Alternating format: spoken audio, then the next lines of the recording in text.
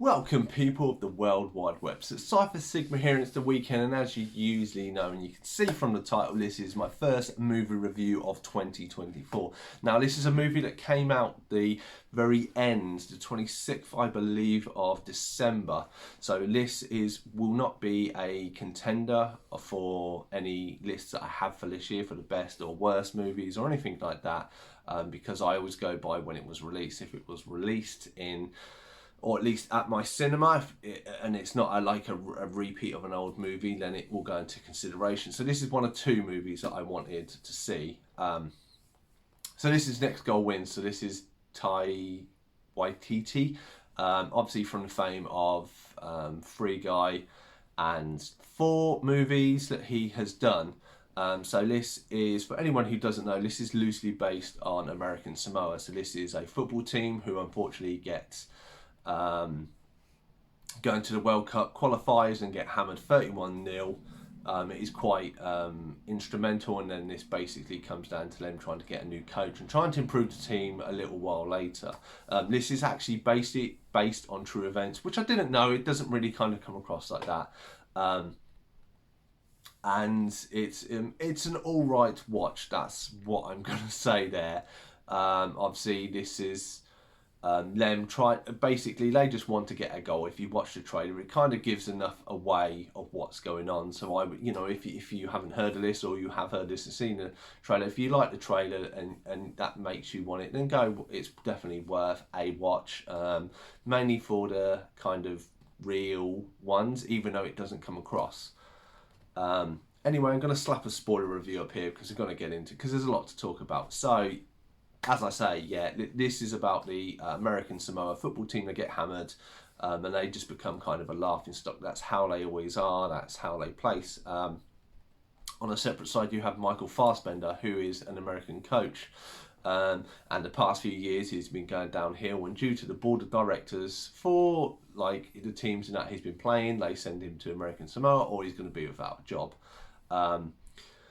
Very early on, you tell he's a very unhappy man, he's a very angry man, and there's reasons for it, and it's almost blatantly stares you in the face straight off the bat. He is separated from his wife, and obviously, and I'm not going to probably spoil this, but if it does, his daughter's died. You can tell it, he listens to answer phone messages throughout it. He has a picture of her, but there's no direct contact of it. It's very, he has suffered a loss, and he just hasn't coped with it. No, I don't know if it's meant to be. As I say, this is written as and supposed to be a comedy drama. Now, I'm very much questionable on the comedy side. So when it first starts off, the director, he is dressed up as this kind of funky looking kind of priest. And he only appears in it a few times, and he kind of narrates it in his Korg voice from the Marvel movies. He's a big rock guy. And yeah, so he's tried to kind of implement comedy, just does not work in this movie. I enjoyed it for the fact that I got to learn about that this was a true event, even though it doesn't really kind of state that in the movie and the hardships that they go through. But it's obviously he goes to the island, he has 4 weeks to train them, and it's by the end of these 4 weeks, he starts to kind of build relationships, but not too much. You don't see you see there's common links with people and linked to his daughter and him reminiscing about that, but he never really talks to people. It kind of all comes as a break point. There's the kind of head of the society, the American Samoa, who is the father of one of the players. He kind of tries to instill stuff in him that all the actors and actresses in this are I would say almost right. I'm not sure about Michael Fassbender being the right person for this, or if it just was a really bad story of how it's written and then how the jokes, because the jokes don't really come off. There was a small amount of people. There was one bloke with his son. He chuckled at one of a few jokes. I think I smirked at one that's about as funny as it got. So comedy, I think, is a very light side of this movie. And honestly, I think if you're doing a comedy, or not doing a comedy, if you're doing a drama about real life, then even if you want to do Cool Runnings, you kind of need to have a better balance and it come across a lot more clearer. But anyway, so we have this one. They get to the tournament, and they find out just at the beginning of the tournament that basically the team are going to be null and void. They're going to, that's it. They have a bit of a rocky first half, and then you kind of have the revelations happen, and then they go on to, as you say, go on to win that match. It's all cheery, look, they've won a match brilliantly. And then it's the events of the people afterwards, a little bit of them coming together. Now, it tells you the signs, it shows you stuff afterwards of the real life people, the real life coach, and obviously how well did this American Samoa team. They have the first transgender player, the actor who does portray them, does really good job, and stuff like this. And I think that issue and is handled very tastefully from the director, but I just think the story wise, it as I say, it had a few points. It has a good bare bones to be a good story. Just the comedy is not there. So the actors, I think, are a good choice and a good fit for most of the things. It just doesn't work in places.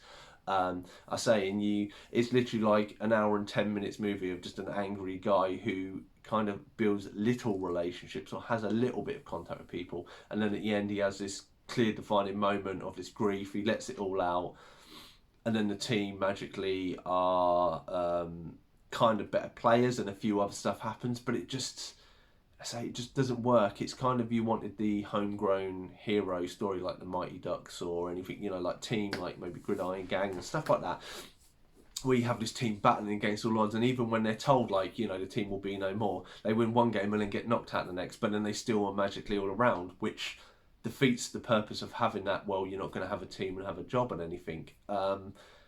Didn't make sense.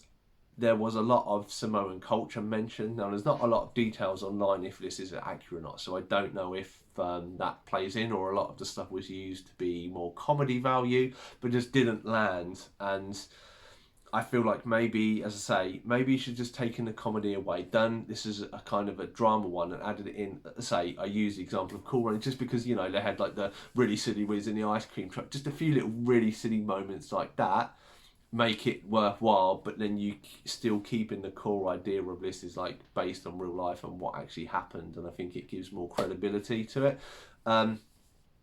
My ratings have been all over the shop with this. I'm actually going to rate it 5.6. I know it's a really one.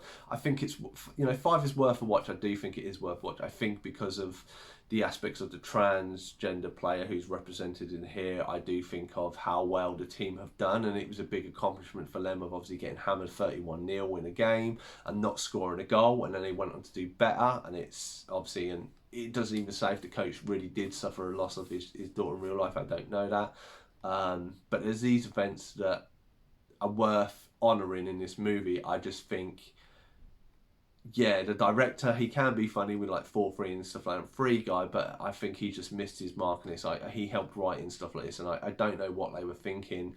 I didn't think it landed to me. It hasn't done that well. I think it made 14 million. And it was released, I think, September of last year in America, and it's only just come out here in UK, and it's only made 10 million, so it hasn't even made its budget back, which shows you the calibre of the movie. I still feel it's important for the original story to be out there and people to understand, and obviously what was involved in this, but I think it just missed, I think a better story, a better rewritten in a more way, and probably even, it's only in like just over an hour and a half long. I think maybe even longer, stretch it out, have more Michael Fassbender relating more to these people, and other bits like that would have worked so much better. But anyway, that has been my review for Next Goal Wins. Have you seen this movie? What did you think? Please let me know in the comments down below. Otherwise, I've been Cypher Sigma Screen Time. Hope you enjoyed this movie review on the weekend, and I shall see you in the next one.